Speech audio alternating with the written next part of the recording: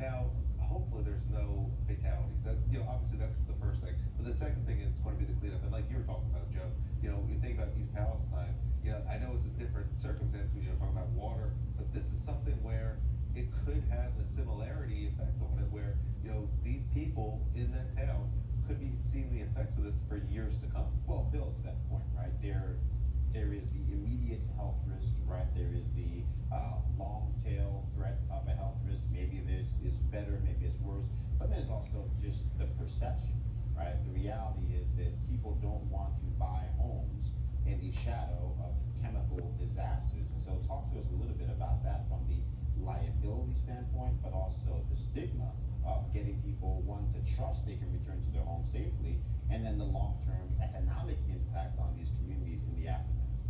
Well, the first thing I want to do is I want to give a salute to the brave men and women of the Orange County Fire Department. There they are, stepping up, putting themselves at risk to save others, to protect others. I salute them. Two is I want to talk about how do we fix this problem. Thank God it looks like they got a warning and they got everybody away from the danger zone. But what's the future? Number one is you got to have buffer zones. You made a great point. You can't have these type of facilities in such populous areas. There's a lot of open space, especially in California.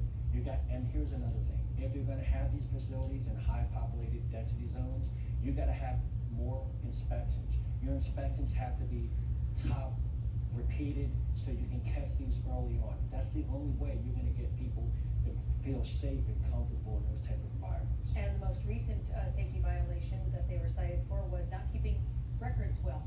So the record keeping you would turn to find out what's been going on, have we, taken care of that problem. That was one of the areas where they failed.